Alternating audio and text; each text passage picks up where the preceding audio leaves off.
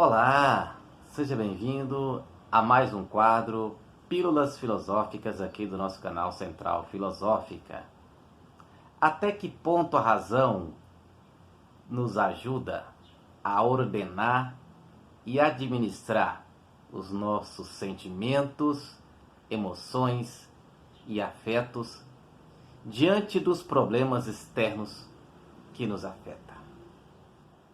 No dia 14 de maio de 2020, eu gravei uma entrevista com o professor Adriano Correia, da Universidade Federal de Goiás, acerca dessa temática.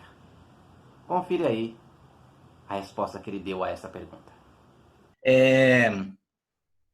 Como é que a gente pode analisar essa questão da pandemia, que algo que mexe com a vida das pessoas de forma, em grande medida, de forma negativa, com aquilo que nós falamos anteriormente, no bloco anterior, sobre a ética aristotélica, a razão, como a razão sendo esse instrumento, né, esse guia para controlar as emoções, como é possível a gente falar de um controle emocional, como é possível pensar no controle das emoções frente à pandemia, e já relaciono com uma outra questão, uma outra expressão usada pelo Nietzsche, algo que já aparece ali na filosofia helenista, nos estoicos, que é amor fati, né? Esse amor aos fatos, em alguma medida, essa aceitação do destino, mas que não é uma resignação, não é uma mera resignação, mas essa aceitação das coisas como elas são, como elas estão acontecendo, né? Como é que a gente pode pensar a partir do amor fati, né, que está no Nietzsche, como é que ele pode ser explorado nesse momento de pandemia e como é que a razão no Aristóteles, né, que serve para equilibrar as emoções, ordenar as emoções, como é que as nossas emoções podem ser ordenadas nesse momento de pandemia? Bom, João, tem uma filósofa que eu tenho trabalhado com muita frequência e que admiro muito algumas de suas obras. Eu não conheço toda a sua obra, mas tenho interesse particular por uma, que é a obra A Fragilidade da Bondade, da Martha Nussbaum, uma pensadora dos Estados Unidos. E esse título, né, A Fragilidade da Bondade, em grande medida tem uma inspiração aristotélica. O Aristóteles, como eu disse no bloco anterior, não só não ignora, ou seja, ele leva em consideração o fato de que nós podemos ser capazes de, formulando de outro modo, nós podemos ser incapazes de atuar em conformidade com o nosso juízo sobre os melhores rumos da nossa ação. Se a gente pode emitir um bom juízo sobre o que é bom para nós, o que é bom para aqueles que nos importam, seja na vida privada, seja na vida pública, e agir em desconformidade com isso, por fragilidade, por ignorância, em suma, por questões que nos escapam as nossas capacidades de controle.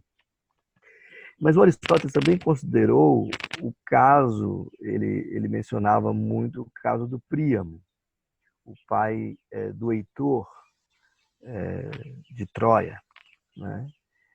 Que era tido por uma figura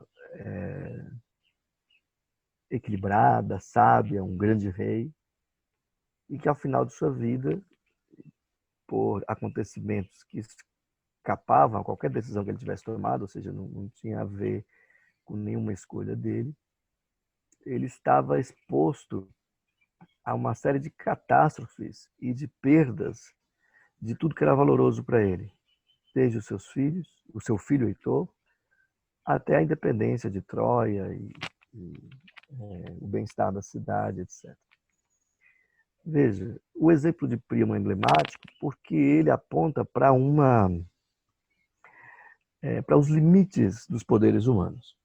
A gente pode imaginar a pessoa mais valorosa que a gente conhece, que a gente admira, e ainda assim essa pessoa pode ser exposta a uma situação de desespero e de descontrole que, bom, que não diminui necessariamente sua virtude, no sentido da grandeza de sua condição e de suas escolhas e dos seus princípios, mas certamente diminuem a sua experiência de uma vida boa, na medida em que a sua virtude não produz o mundo.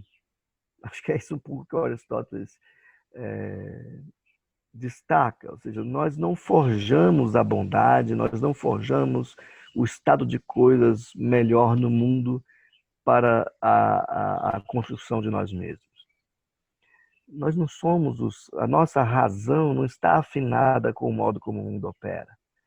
Muita coisa que nos importa e que incide sobre a nossa boa vida, sobre o nosso caráter, independe de qualquer decisão que a gente venha a tomar, e tem a ver com, não tanto com a praxis, com a ação, mas com o pathos, com as coisas que nos atingem e que nós não podemos, na medida que não dependem de nós, não podemos controlar. O pathos é de onde vem, inclusive, a palavra patológico, patologia, que tem a ver com doença, mas também vem paixão, mas num sentido muito mais genérico de algo que nos atinge, não algo que a gente realiza, não é? Algo que a gente padece, não algo que a gente faz. Então, acho muito importante isso, mas ao mesmo tempo que apontava para isso, Aristóteles compreendia o seguinte: ser ou buscar ser, ou ser reconhecido como a pessoa mais virtuosa do mundo, não impede que a gente seja exposta a vicissitudes, a sofrimentos e a situações que nos escapam ou que pode estragar a história de uma vida. Pelo sofrimento, por exemplo, ou por uma falha. Era um ditado antigo, né? Ninguém pode ser dito feliz antes de ter morrido. E esse ditado era muito caro porque admitia-se que a medida da nossa fragilidade faz com que, enquanto a gente estiver vivo, a gente está exposto a esse tipo de experiência. Bom, mas o que eu acho interessante de Aristóteles? Por outro lado, não é possível conceber, segundo ele, ou pelo menos não se deveria apostar, na possibilidade de uma constituição de uma vida boa sem o cultivo de uma vida moral, do julgar bem e do bom ordenamento dos afetos, das emoções, dos sentimentos. Isso é interessante porque o que ele quer dizer é basicamente o seguinte, penso eu: nada garante, em última instância, que nós teremos uma vida equilibrada e plena. Mas, mesmo que a gente faça de tudo correto, reconhecidamente como correto, mas se a gente não fizer nada, a chance é menor ainda, muito menor, muito mais remota.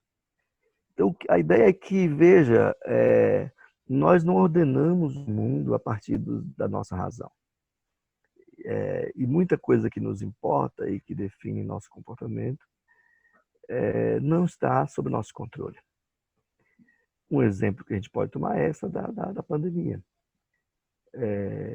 que é um momento de uma tensão constante. No Brasil, pior ainda, na medida em que a gente tem de lidar com as aflições próprias de uma doença dessa natureza, que já tivemos outras experiências, e ainda disputas rasteiras acerca do que é mais valoroso, se a vida ou o lucro.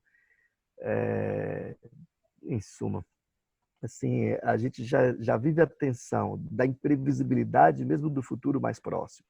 E o pior de tudo, não há qualquer perspectiva de solução disso no futuro próximo.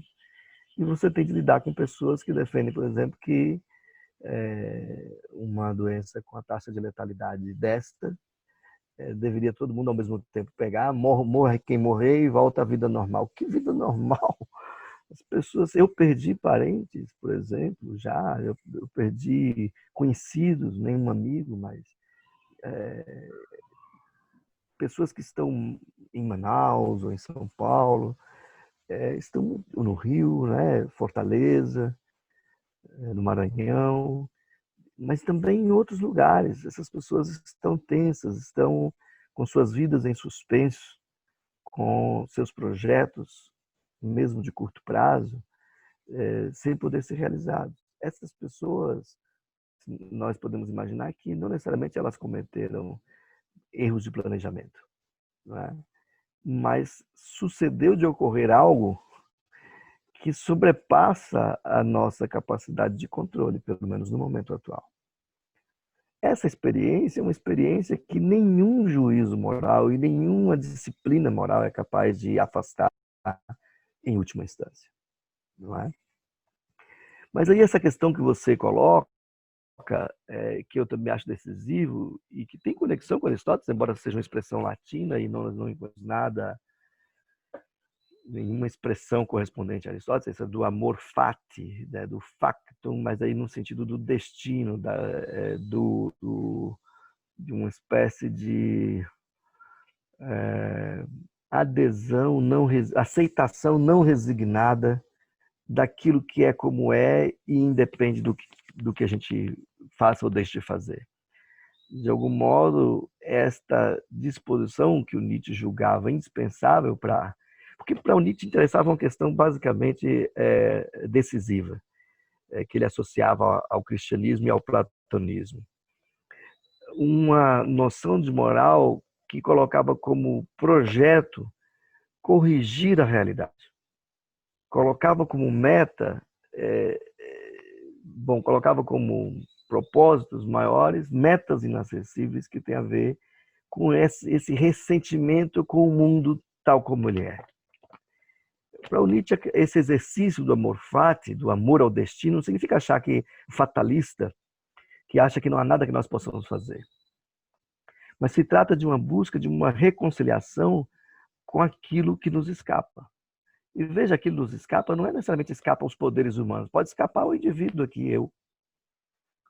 Há coisas que são acessíveis a outras pessoas, por exemplo, no manejo das emoções. Certamente tem muita gente mais desesperada do que outras, passando por experiências análogas. Numa mesma experiência, as pessoas podem experimentá-la de modos distintos. O amor fati não tem a ver com essas coisas, só com o grandioso do destino humano. Tem a ver com os destinos pessoais, com aquilo que de algum modo são nossos pontos cegos, se você quiser, e que mesmo não devendo deixar o horizonte da correção permanente, da disciplina, etc., do controle que todo agente moral deve buscar, ainda assim a gente tem que buscar se reconciliar com os limites dos nossos poderes, não é? Ao mesmo tempo que buscamos superá-los na medida dos poderes humanos, das capacidades humanas. Então, o amor fati é uma espécie de exercício de afirmação da existência. E uma afirmação não resignada, uma afirmação de quem quer ter projetos, mas justamente porque quer ter projetos, quer realizar coisas, não elege como tarefas coisas irrealizáveis. Por exemplo, o nunca errar. Ou então, sei lá, mudar a humanidade como um todo, ou em vez de, ou em termos políticos, deixar de participar de uma mobilização por uma coisa pontual no seu bairro, porque o que importa mesmo é a revolução. Então, se a revolução não é possível, para que eu vou ficar buscando no esgoto do meu bairro, nessa atitude conformista burguesa? Bom, a gente pode pensar isso de vários modos. Esse é um. E essa rebeldia ressentida, ela se traduz numa impotência prática. Não é? Eu acho isso decisivo. E num sofrimento reiterado. Porque quando você se coloca esse tipo de metas, é como se você não se colocasse meta nenhuma. Não é? Metas irrealizáveis que transcendem os poderes pessoais ou mesmo de uma determinada coletividade. Então, veja, o que eu te diria?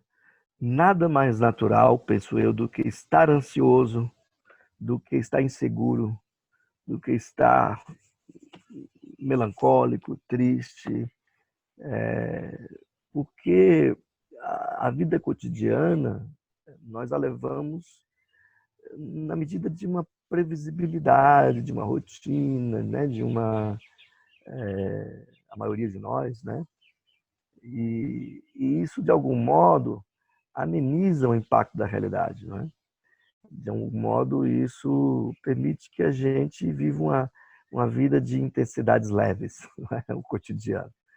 E quando sobrevém uma coisa como essa, um acontecimento, uma doença, a gente é então exposto a essa situação. Quem imaginaria, por exemplo, em 2013, que eu penso por causa das manifestações de 2013, que nós estaríamos em 2020 nessa situação política e social e sanitária. Bom, se alguém imaginou, bom, tem algum contato aí com alguma força Para além do... que para além do, e eu não desconsidero essa possibilidade, né? Foi avisado por alguma transcendência aí, mas acho que tem que ter um pouco essa modéstia. Mas essa modéstia não é da resignação conformista, Sim. de não ter projetos de excelência, de virtude, etc. Nem projetos de uma comunidade emancipada, transfigurada. Pode ser que esse momento, inclusive, traga à tona tensões que estão silenciadas, questões que estão adormecidas, problemas que já não são nem considerados porque estão sufocados por problemas maiores. Vamos ver. Eu acho que o que eu te diria em resposta mais geral à pergunta é: não se trata de se resignar, mas a gente vai ter de cultivar de um modo distinto os nossos afetos, e é natural que estejamos expostos a desconfortos. Não é? Para continuar assistindo essa entrevista, clique no link da entrevista que aparece na parte dos comentários deste vídeo. Ou se você está assistindo esse vídeo através de outra plataforma como Instagram, Facebook, ou outra plataforma que não seja o YouTube, procure pelo nosso canal Central Filosófica, ou então por essa entrevista, a partir do endereço da mesma que aparece aí na sua tela. Meu abraço e nos veremos no nosso próximo vídeo.